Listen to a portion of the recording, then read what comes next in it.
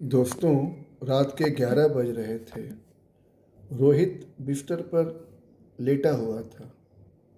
Body tired थी, लेकिन mind full speed में भाग रहा था।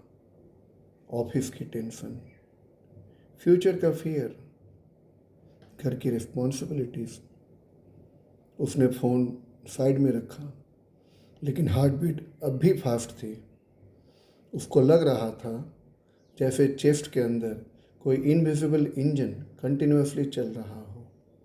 फिर उसने स्मार्ट वॉच देखी। हार्ट रेट हाई और बीपी भी नॉर्मल से ऊपर। उस मोमेंट उसके दिमाग में एक थॉट आया, सिर्फ सोचने से बॉडी इतना रिएक्ट कैसे कर सकती है। और यही चीज़ बहुत लोग समझ नहीं पाते। दोस्तों, ये सिर्फ कहानी रोहित की नहीं है, ये हमारे, आपकी और सबकी है। हम सोचते हैं स्ट्रेस सिर्फ माइंड में होता है, लेकिन रियलिटी में स्ट्रेस लिटरली हमारी ब्लड वेसल्स, हार्ट बीट और ब्रीदिंग को चेंज कर देता है। जब भी ब्रेन को लगता है कि डेंजर है, चाहे वो रियल हो या सिर्फ इमेजिनरी ओवरथिंकिंग रिलेटेड हो, बॉडी सर्वाइवल मोड में चली जाती है। हार्ट फास्ट पंप करता है, ब्रीदिंग शॉर्ट हो जाती है, जैसे जंग की या भागने की तैयारी कर रहे हो। ब्लड प्रेशर इंक्रीज हो जाता है, क्योंकि ब्लड वेसल सिकुड़ जाने के कारण, क्योंकि बॉडी प्रिपेयर होती है फाइट और फ्लाइट के लिए, दैट इज़ लड़ो या भाग लो। प्रॉब्लम यह है, मॉडर्न लाइफ में टाइगर कम है, लेकिन स्ट्रेस बहुत ज़्यादा, और बॉडी को डिफरेंस समझ नहीं आती कि ये रियल डेंजर है या परसिव्ड मनगढ़ंत डेंजर है। ऑफिस ईमेल भी कभी कभी बॉडी को जंगल अटैक जैसा फील होता है, और इसीलिए आजकल इतने लोग कॉन्स्टेंटली हाई स्ट्रेस मोड में जी रहे हैं। लेकिन नेचर ने हमारे बॉडी में एक हिडन कामिंग सिस्टम भी दिया हुआ है, और उसका रिमोट कंट्रोल है आपकी सांस। जी हाँ, ब्रीदिंग सिर्फ ऑक्सीजन लेने का ही प्रोसेस नहीं है, यह डायरेक्टली आपके नर्वस सिस्टम को कंट्रोल करती है। साइंटिफिक स्टडीज़ बताती हैं कि जब हम स्लो और डीप ब्रीदिंग करते हैं तो हमारा वेगस नर्व एक्टिवेट होती है। ये नर्व ब्रेन को सिग्नल भेजती है, सब ठीक है, एवरीथिंग इज़ ओके, रिलैक्स। और फिर मैजिक स्लोली स्टार्ट होती है। हार्ट बीट स्लो होने लगता है, मसल रिलैक्स होने लगते हैं, स्ट्रेस हार्मोन्स कम होने लगते हैं। कई बार आपको आराम से नींद आने लगती है या नींद आ जाती है, और ब्लड प्रेशर ग्रेजुअली काम होने लगता है। इसलिए जब कोई पैनिक करता है तो डॉक्टर और थेरेपिस्ट सबसे पहले क्या बोलते हैं पता है? डीप ब्रेथ्स लो,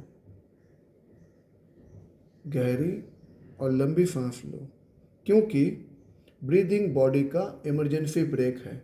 जब मेन ब्रेक फेल हो जाता है दोस्तों, तो हम लोग इमरजेंसी ब्रेक का इस्तेमाल करते हैं गाड़ी को हॉल्ट करने के लिए। अब इंटरेस्टिंग पार्ट सुनिए। साइंटिस्ट ने नोटिस किया कि specially long exhale based breathing body को फास्टेस्ट काम करती है। मतलब अगर आप 4 सेकेंड इनहेल करो और 6 सेकेंड एक्सेल, तो बॉडी रिलैक्सेशन मोड में जल्दी एंटर करती है।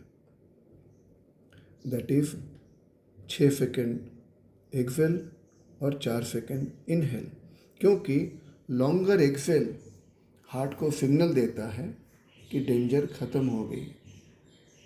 और इसी वजह से मेडिटेशन में ब्रीदिंग पर इतना फोकस होता है। मेडिटेशन कोई मैजिक नहीं है, वो एक्चुअली नर्वस सिस्टम को ट्रेनिंग देती है या ट्रेन करती है। अब इमेजिन कीजिए, अगर हर स्ट्रेस मोमेंट में रिएक्शन देने से पहले आप सिर्फ 3 गहरी सांस ले लो, तो शायद आर्गुमेंट्स कम हो जाएंगे, एंजाइटी कम हो जाएगी, बीपी कामर रहेगी और माइंड क्लियरर फील करेगा। क्योंकि कभी कभी लाइफ को चेंज करने के लिए पूरी दुनिया कंट्रोल करने की ज़रूरत नहीं पड़ती, सिर्फ एक गहरी सांस ही इनफ होती है। अब हम इसको प्रैक्टिस करने का प्रयास करेंगे। आप मेरे साथ सांस लें। लें, 1 2 3 4, छोड़ें 5 6 7 8 9 10। लें, 1 2 3 4, छोड़ें 5 6 7 8 9 10। लें, 1 2 3 4, छोड़ें 5 6 7 8 9 10। तो दोस्तों, इसी तरीके से आप कभी भी तनाव में महसूस कर रहे हो अपने आप को, तो ये प्रैक्टिस करें। और अगर ये simple breathing practice, longer exhale and shorter inhale, अगर आप दिन में 5 से 10 मिनट रोज़ाना सुबह शाम करें तो डेफिनेटली आपकी हाई बीपी की टेंडेंसी कम हो जाएगी। ये कोई मेडिटेशन का सब्स्टिट्यूट नहीं है।